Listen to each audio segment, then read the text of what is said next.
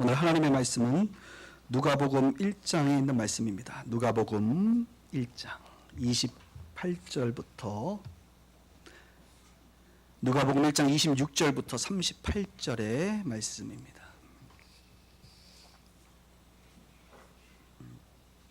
신약성경 87페이지 주본 앞에 화면을 보셔도 됩니다. 제가 읽겠습니다.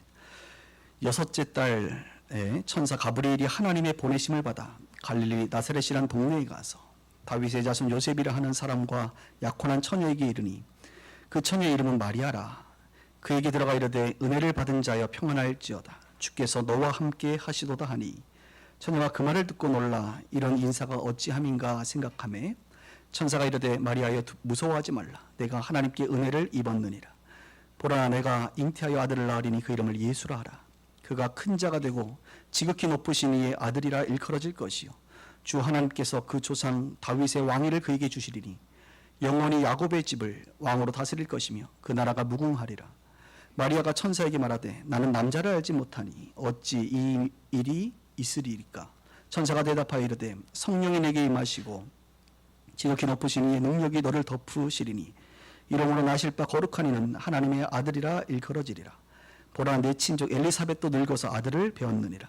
본래 임신하지 못한다고 알려지니가 이미 6달이나 되었나니 대저 하나님의 모든 말씀은 능하지 못하심이 없느니라. 가질까요? 마리아가 이르되 주의 여정령이 말씀대로 내게 이루어지이다 하며 천사가 떠나가니라. 아멘. 오늘은 누가복음 말씀을 나눕니다. 설교의 제목은 말씀이 육신이 되어라는 제목으로 말씀을 나누도록 하겠습니다. 여러분 아시다시피 이제 내일이 이제 성탄절입니다. 그리고 오늘이 성탄절 전야, 2부라고 말할 수가 있는데요. 저는 오늘 성탄절을 준비하면서 우리가 이제 내일 또 예수님의 탄생에 대해서 배우겠지만 오늘은 예수 탄생에 대한 배경에 대해서 좀 여러분들과 나누는 시간을 가졌으면 좋겠다라는 생각을 하게 됩니다. 여러분 이 예수님의 탄생은요 이제 신화가 아닙니다. 예수님의 탄생은 역사입니다. 예수님의 탄생뿐만 아니라 이 성경의 이야기 전체는 신화가 아닙니다. 이것은 역사입니다. 우리가 이제 단군 신화라고 말하죠. 그리스 로마 신화라고 말합니다. 이런 신화들, 인간들이 상상하며 비현실적으로 만들어낸 이런 신화와는 차원이 다릅니다.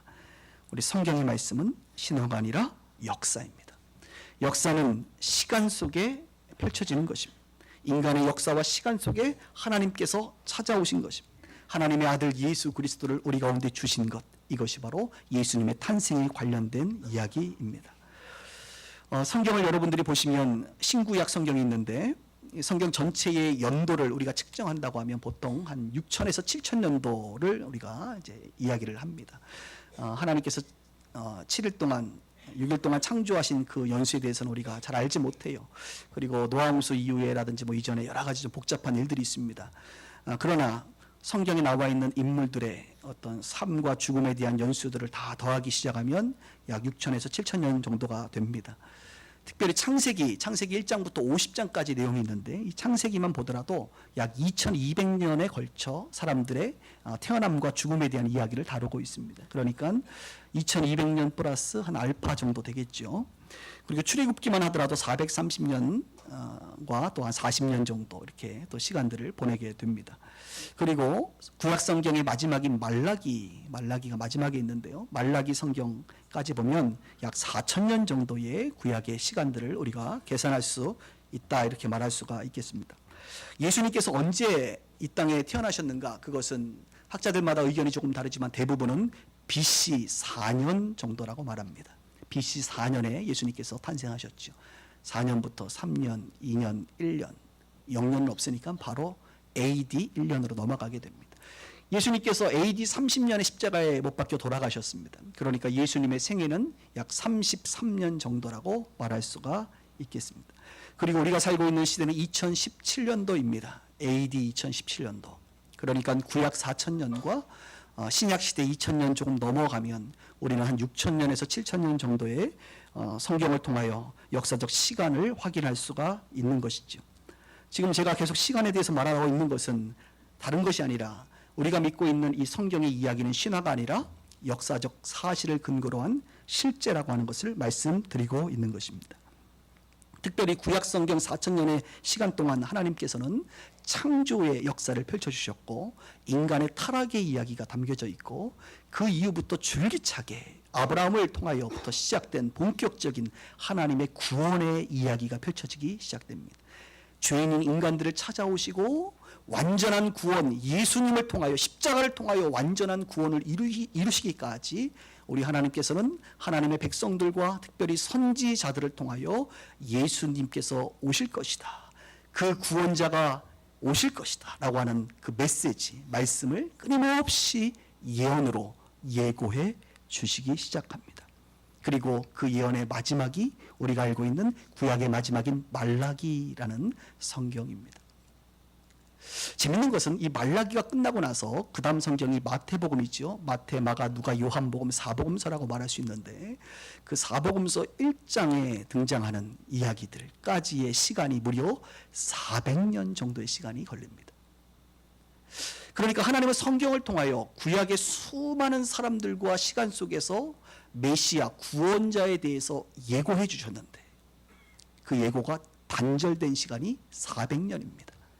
그리고 400년 후에 드디어 예수님에 대한 구원에 관련된 예고가 새롭게 펼쳐지게 되는 것이죠. 그래서 학자들은 이 400년을 침묵기다 이렇게 표현합니다. 다른 표현으로 중간기다라고 말합니다. 하나님께서 구원에 대한 메시지를 침묵하신 시간이 바로 이 400년의 시간이라는 것입니다. 그리고 400년의 시간이 지나 오늘 누가복음 1장을 통하여 드디어 하나님께서 그 긴 인간들이 느끼기에 그토록 길게 느껴지는 400년의 시간, 구원의 빛을 꺼트려버린 그 400년의 시간 속에서 이제 드디어 우리 하나님께서 새롭게 구원의 빛을 비춰주기 시작합니다.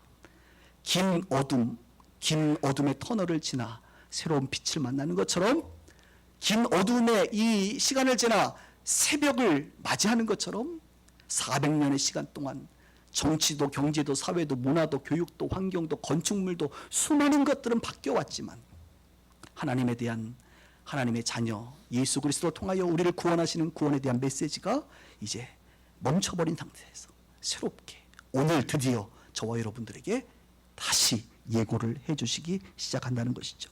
그래서 저는 이것을 400년의 어둠을 뚫어내는 시간이다, 400년의 어둠의 터널이 뚫린 시간이 바로 마태, 마가, 누가, 요한복음 1장의 이야기다 이렇게 말해주고 싶습니다. 한 줄기 빛이 드디어 등장하게 됩니다. 그리고 그 예언, 그 예고, 구원에 관련된 메시지를 전하는 사람이 아니라 그 인물은 바로 천사입니다. 가브리엘 천사. 들어보셨죠? 가브리엘 천사. 사람들이 아닌 천사에 의해서, 그리고 천사 이야기를 들은 인간들에 의해서 드디어 예수님에 대한 새로운 이야기가 펼쳐지기 시작하는 것이죠. 여러분, 우리가 읽은 한번 26절을 한번 보세요. 1장 26절에 보니까 여섯째 달에 천사 가브리엘이 하나님의 보내심을 받아 갈릴리 나사렛이라는 동네에 가서 다윗의 자손 요셉이라는 사람과 약혼한 처녀에게 이르니, 이 처녀의 이름은 뭐예요? 마리아입니다. 이제 가브리엘 천사가 마리아에게 드디어 나타납니다. 그리고 우리가 아는 것처럼 예수님에 대해서 이야기하겠죠. 그런데 여기 보면 이 마리아를 만나기 전에 가브리엘 천사가 먼저 만난 사람이 있습니다. 그는 바로 사가랴라는 사람입니다. 그래서 오늘 본문의 시작은 여섯째 달에 이렇게 시작해요. 여러분, 도대체 무엇을 기준으로 여섯 달이라는 거예요? 지금 우리는 12월 24일을 오늘 살고 있는데요. 12월 24일이라고 말하는 것은 무엇을 기준으로 합니까? 2017년 1월 1일을 기준으로 우리가 지금 12월 24일을 말하고 있는 거예요. 그러니까 여섯째 달이라고 말할 때는 도대체 기준이 뭐냐? 그 기준이 여섯째 달 전에 있었던 그것이 바로 기준입니다. 그 기준은 바로 400년 동안 침묵하셨던 그 하나님의 메시지가 처음 비춰진, 알려진 시간이 바로 여섯째 달 전이에요.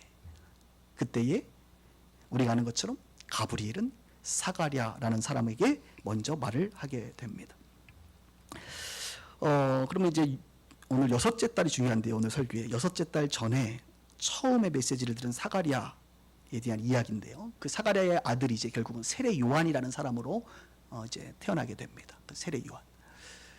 그런데 재밌는 것은 말라기 마지막에 아까 400년 전에 있었던 말라기 마지막의 메시지와 이 마테마가 누가 요한복음 1장의 이야기가 400년 동안 연결이 안 돼야 되는 것이 정상인데 놀랍게도 구약의 마지막인 말라기 마지막 구절과 이 누가복음 1장의 이야기는 연결이 되고 있다는 것입니다. 이것이 하나님께서 성경을 직접 관여하시고 감동으로 쓰셨다라고 하는 증거 중에 하나가 되는 것인데요. 한번 제가 말라기 마지막 절에 도대체 무슨 말씀이 있는지를 한번 여러분들에게 보여드리도록 하겠습니다. 한번 보십시오. 말라기 마지막에 있는 말씀입니다. 4장 5절 6절이죠. 보라, 여호와의 크고 두려운 날이 이르기 전에, 여호와의 크고 두려운 날은 무슨 날입니까? 심판의 날입니다. 여호와의 크고 두려운 날은 심판의 날이에요. 그 심판의 날이 이르기 전에 하나님께서 내가 선지자 엘리야를 너희에게 보낼 것이다. 그가 아버지의 마음을 자녀에게 돌이키게 하고 자녀들의 마음을 그들의 아버지에게로 돌이키게 하리라. 돌이키지 아니하면 어떻게 된다요? 두렵건대 내가 와서 저주로 그 땅을 칠까 하노라. 그러니까 하나님께서 이제 이 말라기를 통해서 이제 앞으로 내가 선지자 엘리야와 같은 사람을 보낼 텐데 그를 통해서 정말 돌이키지 아니하면 그때는 심판이 있다. 이렇게 말하고 있는 거예요. 그래서 사람들은 도대체 말라기에서 말하고 있는 그 구약의 마지막이 말하고 있는 선지자 엘리야가 누구냐, 이것이 그들의 이제 관심 분야였던 거예요. 여러분, 선지자 엘리야는 죽은 사람입니까? 산 사람입니까? 살았죠. 성경에서 죽음을 보지 않고 하나님께로 들림받은 사람이 몇 명 없는데 그 중에 한 명이 엘리야입니다. 엘리야는 죽지 않고 갔어요. 그러니까 그들의 그 사고에는 죽지 않고 갔으니까, 살아있으니까 다시 오겠구나 우리한테. 엘리야가 구름을 타고 오든 비행기를 타고 오든 오겠구나. 엘리야를 우리가 만날 수 있겠구나 라고 하는 생각을 그들은 갖고 있었던 것이죠. 그런데 여러분, 엘리야가 오는 거죠? 오는 겁니까? 엘리야가 오는 것으로 우리가 해석하면 환생이라고 말하기는 좀, 환생이라고 말할 수 있지 않겠어요? 갑자기 엘리사벳이라고, 사가랴의 아내 엘리사벳이 임신해서 세례 요한을 딱 태어나게 했는데 그 세례 요한이 성경은 엘리야라고 말하니까 죽지 않고 구약에 하나님께로 들림받은 엘리야가 엘리사벳의 몸에서 다시 태어났으니 야, 인간은 환생하는구나, 이런 생각을 할 수 있다는 거예요. 그런데 엘리야와 뭐 몇 명 빼고, 2명 빼고는 거의 뭐 살지 못했으니까 죽은 사람은 환생할 수 없겠구나, 뭐 이렇게 이제 해석이 애매하게 되기 시작해요. 그런데 여러분, 환생이 아니에요. 엘리야라고 하는 그 이름이 중요한 게 아니라 오늘 엘리야 앞에 있는 단어가 중요합니다. 그것이 무엇이냐면 선지자예요. 말라기를 통하여, 말라기 선지자를 통하여 예수님께서 다시 오실 것에 대한 그 예언이 이제 끝났고, 새로운 엘리야와 같은 또 그런 사람, 그 선지자가 이제 올 건데, 그 선지자를 통하여 우리 예수님에 대한 예언, 하나님의 심판에 대한 예언이 다시 시작된다. 그때 시작되는 그 예언은 반드시 들어야 된다. 그 예언을 듣지 않으면 심판을 당할 수밖에 없다라고 하는 강력한 메시지가 있는. 그러면 이 엘리야가 누구냐 말이죠. 자, 이 엘리야를 성경은 이렇게 말합니다. 한번 다음 구절을 볼까요? 오늘 우리가 이제 읽진 않았지만 누가복음 1장에 나오죠. 1장에 보니까 이스라엘 자손을 주 곧 그들의 하나님께로 많이 돌아오게 하겠습니다. 그가 또 엘리야의 심령과 능력으로 주 앞에 먼저 와서 아버지의 마음을 자식에게, 거스르는 자를 의인의 슬기에 돌아오게 하고 주를 위하여 세운 백성을 준비하리라. 이 사람이 누구냐? 바로 세례 요한이거든. 그러니까 예수님 태어나기 6개월 전에 세례 요한이 먼저 태어났는데, 이 세례 요한이 어떤 사람이냐면 바로 말라기가 말했던 아버지의 마음을 자녀에게, 하나님의 마음을 백성들에게, 백성들의 마음을 하나님께로 돌아오게 하는 그런 사람, 그런 선지자. 그래서 신약의, 어떻게 보면 구약의 마지막 선지자라고 말할 수 있는 인물이 바로 세례 요한인 거예요. 세례 요한이 무엇을 얘기했나요? 그가 요단강에서 예수님을 보시면서 저분이야말로 하나님의 독생자 어린 양이다, 저분이 바로 하나님의 아들, 하나님께서 허락하신 메시아 구원자라 라고 말했잖아요. 말라기에서 말하고 있는 그 선지자의 예언이 바로 세례 요한을 통하여 예수님인 것을 증거해주고 있다는 거예요. 그러므로 예수 그리스도를 이제 영접하지 않고 예수 그리스도를 받아들이지 않으면 말라기에서 말하고 있는, 여러분 뭐예요? 심판을 견디기가 어려운 거예요. 그래서 우리가 예수 믿으라고, 예수님이 당신이 구원자라고 하는 이 사실을 전하고 있는 것입니다. 400년의 시간 동안 하나님께서는 우리 인간들에게는 그 400년이 매우 긴 시간이지만 하나님에게는 전혀 길지 않습니다. 말라기와 누가복음은 연결되는 그런 성경입니다. 그러면 왜 하나님께서 이 세례 요한이라고 하는 귀한 하나님의 그 예비된 사람을 탄생하는데, 태어나게 하는데 사가랴와 엘리사벳을 사용했을까? 우리에겐 관심이 이것이에요. 그것은 성경이 이렇게 말하고 있습니다. 1장 6절에 보면 이런 표현이 나오는데, 이 두 사람이 하나님 앞에 의인이라 주의 모든 계명과 규례대로 흠이 없이 행하더라. 하나님께서 하나님의 일을 하는데 어떤 사람을 통해서 할까라고 하는 것을 선택하실 때 하나님께서 구원의 문제를 제외하고는 하나님께서 뿌린 대로 걷게 하시고 심은 대로 열매 맺게 하시고 의롭게 살고 헌신하며 살고 하나님의 말씀을 따라 살고 하나님 마음에 합하게 사는 자들을 통하여 하나님께서는 하나님의 일을 하세요. 그런데 저는 이것을 작은 은혜라고 얘기합니다. 그러니까 우리의 삶에 수많은 은혜의 거리들이 있죠. 그런데 큰 은혜가 있습니다. 우리가 감당하기 어려운 은혜가 있습니다. 그것이 바로 무엇이냐면 우리의 구원에 관련된 거예요. 이 구원의 문제만큼은 하나님께서 절대로 양보하지 않으십니다. 그러니까 너희들의 수고, 너희들이 의롭다, 너희들이 나의 말을 잘 순종했다, 너희들이 뭐 좀 좋은 배경을 가지고 태어났다, 너희들의 지식과 능력과 행위가 그 수고로움과 노력이 대단하다 라고 해서 하나님께서 뭐예요? 구원을 주시지 않는다는 거예요. 구원의 문제만큼은 하나님께서 우리 인간의 어떤 행위와 노력과도 상관없이 베풀어 주시는 은혜다, 이렇게 말할 수가 있습니다. 저는 그래서요, 엘리사벳이라는 여인과 마리아라는 여인이 등장하는데, 엘리사벳의 사건은 하나님께서 사람을 보신 것 같아요. 그 사람의 태도, 중심, 의로움, 행함, 이것을 통해서 이 세례 요한이라고 하는 사람이 태어나는데 하나님께서 그들에게 작은 은혜를 베풀었다고 저는 생각합니다. 그러나 예수님의 탄생에 있어서는 마리아가 뭐 대단한 사람이기 때문에 예수님이 마리아를 통해, 하나님께서 마리아를 통해서 예수님을 주셨겠어요? 아니란 말이에요. 저와 여러분들의 구원에 있어서는 우리가 뭐 그렇게 대단하기 때문에 하나님께서 우리 가운데 구원을 주신 것이 아니라, 이 구원이라고 하는 큰 은혜와 관련돼서는 하나님의 전적인 의지, 하나님의 전적인 은혜만이 존재할 뿐입니다.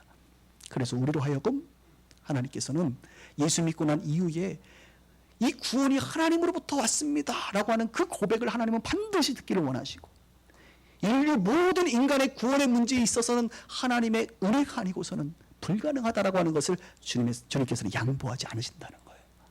그래서 저는 마리아에게 이 은혜 베푸신 것이 하나님의 절대 주권이다, 이렇게 말할 수가 있습니다. 그래서 보시면 우리가 지금 27절을 좀 보겠습니다. 27절에 이제 천사 가브리엘이 그에게 들어가 이르되 은혜를 받은 자여. 마리아에게 뭐라고 얘기해요? 은혜를 받은 자래. 은혜 받은 일을 그가 해서요? 아니에요. 하나님의 큰 은혜가 그에게 그냥 임한 거예요. 은혜를 받은 자여 평안할지어다, 주께서 너와 함께 하시도다. 처녀가 그 말을 듣고 놀라 인사가 어찌함인가 생각하며 천사가 이르되 마리아여 무서워하지 말라. 내가 하나님께 뭘 입었다? 또 은혜를 입었다. 그러니까 은혜를 입었다는 것을 계속적으로 강조하고 있어요. 두 번이나. 그러면서 보라, 내가 잉태하여 아들을 낳으리니 그 이름을 예수라 하라. 엄청난 사건을 이야기합니다. 너가 잉태할 것이다. 처녀인데 너가 아들을 낳을 것이다. 그 이름도 예수라고 해라. 많은 사람을 구원할 자라고 지어라.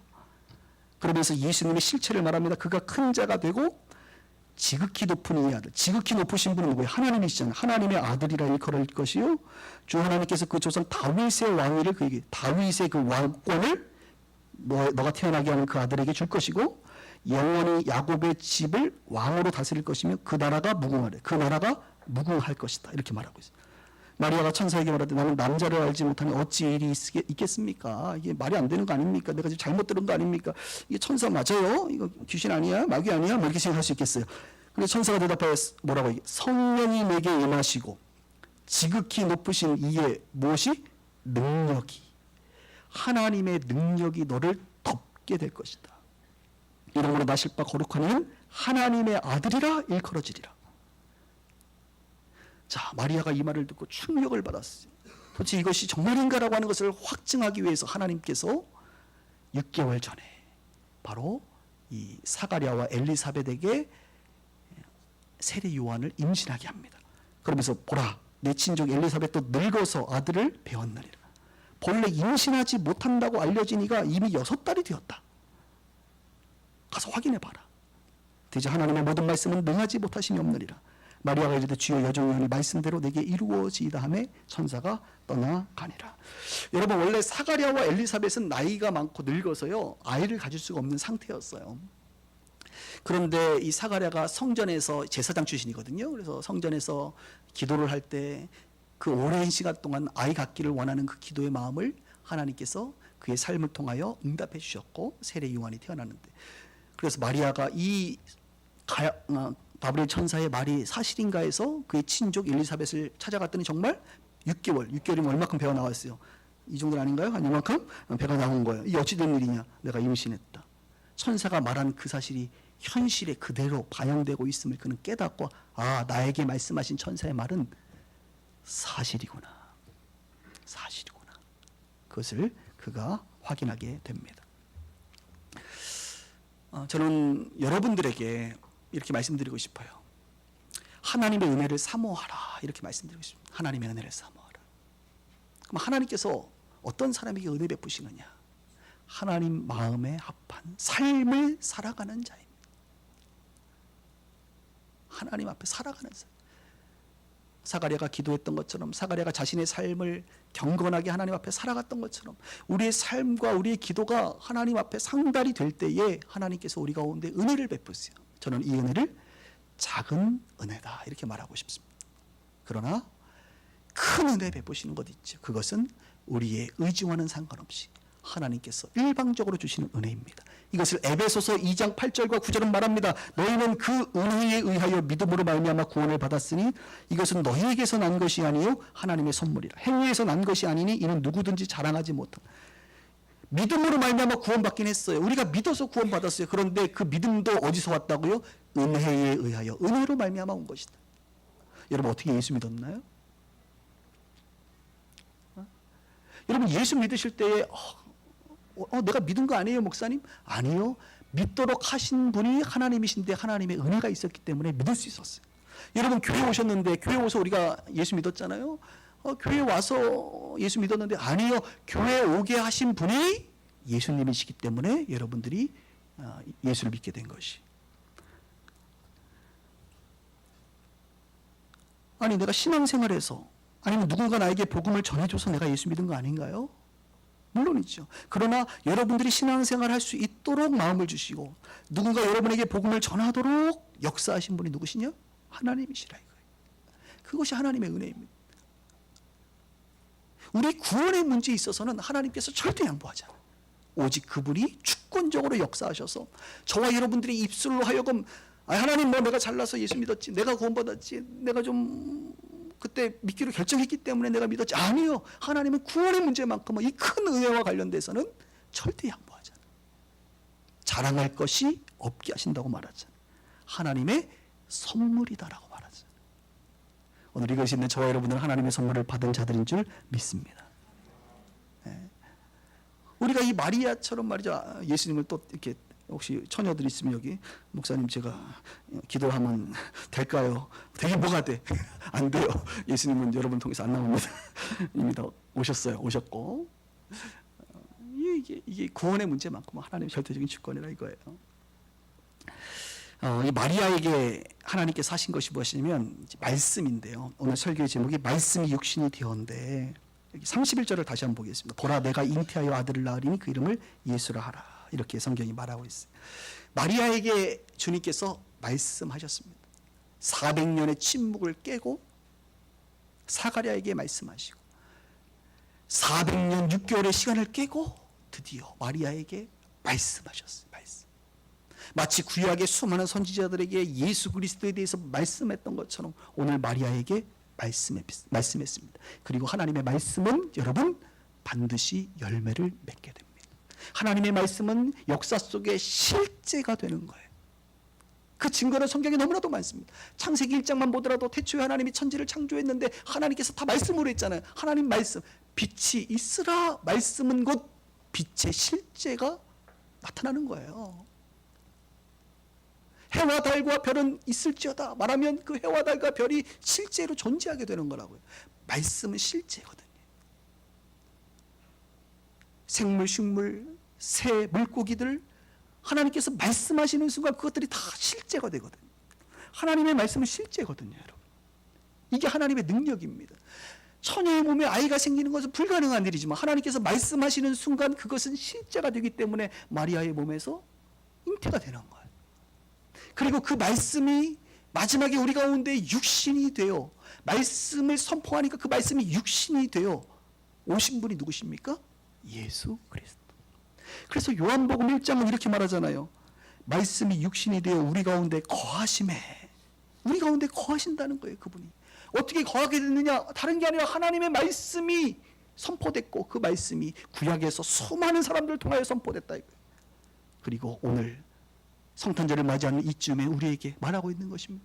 BC 4년에 그 말씀이 육신이 되어 우리 가운데 오셨다.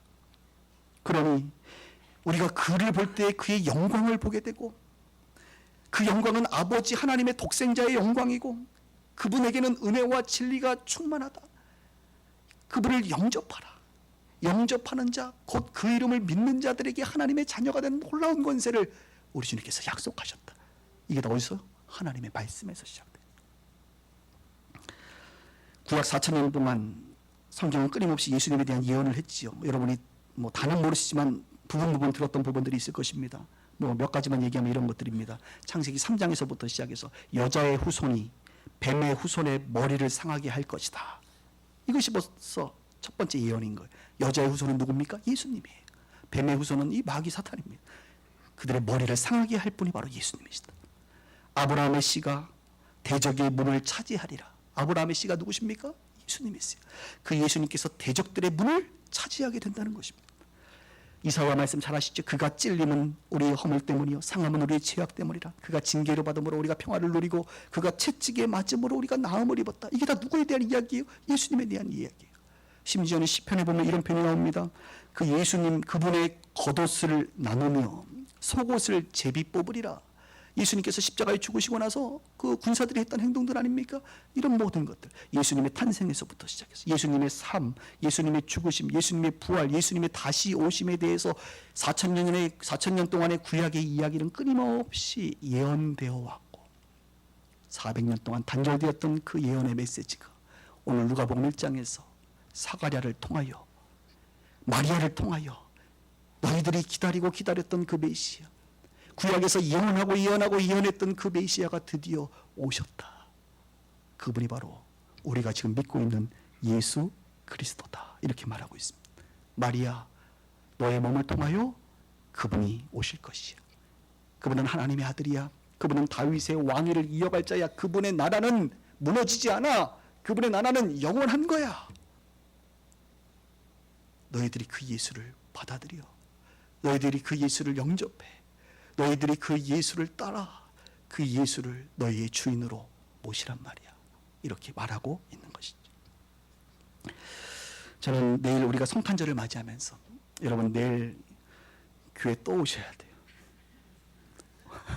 좋으신가요? 또 와야 돼? 안 오신다 그래서 누가 뭐라 그런 사람은 저에게 한 명도 없습니다. 저도 뭐라고 하지 않습니다. 오늘은 여러분들에게 초청장을 나눠드린 겁니다. 우리가 어떤 아이가 하나 태어나도 말이죠. 그 아이가 돌 하면, 요즘에 돌잔치를 안 하지만 돌을 맞이하면 어떻게 돼요? 카톡으로 막 사람들한테 초청장 보내잖아요. 요즘에 보내서 내일 우리 아이가 첫 돌을 맞이했어요. 모다 올렛 몇 층에서 우리가 파티를 해요. 오세요. 그럼 어떻게 해요? 조금 알고 있다 그래서 가기 싫어 죽겠는데 가잖아요. 가서 이렇게 해주면 또 같이 놀아주고 지금 언제 끝나냐 빨리 오늘 뭐 나오냐 이러면서 우리가 시간을 보낸단 말입니다. 오늘 이 설교는 바로 4,000년 전부터 여러분들에게 보내졌던 예언되었던 초청장입니다. 확실한 초청장이 내일 우리 예수님의 2000 몇 번이라고 해야 되나? 2020번 정도 예, 생일을 맞이해서 우리가 성탄 예배를 드립니다.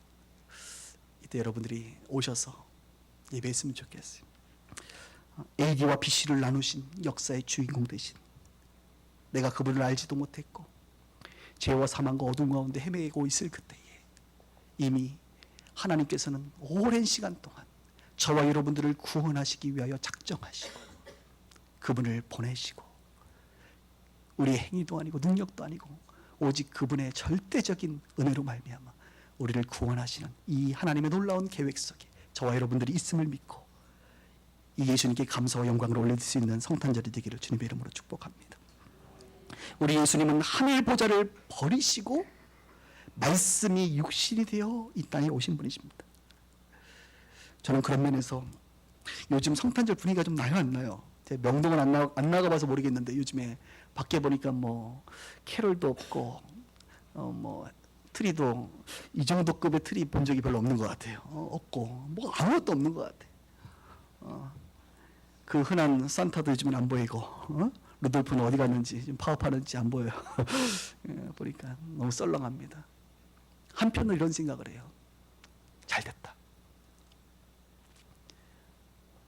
성탄절의 주인공이신 예수님이 아닌 다른 것으로 대체됐던 이 크리스마스에 비본질은 다 없어져 버리고 오직 본질이신 예수님만 남았으면 좋겠다, 이런 생각을 하게 됩니다. 그리고 그 예수님은 세상의 사람들이 알지 못할 것입니다. 물론 세상의 사람들이 알기를 원하지요. 그러나 우리 그리스도인들은 이 예수님에 대한 탄생을 누구보다도 잘 알고 있는 진정한 크리스마스 성탄절을 맞이할 수 있는 사람들이다, 이런 생각을 하게 됩니다. 말씀을 정리하면서 오늘 계속적으로 여러분들에게 반복했던 단어는 은혜라는 단어입니다. 마리아에게 임한 큰 은혜, 큰 은혜.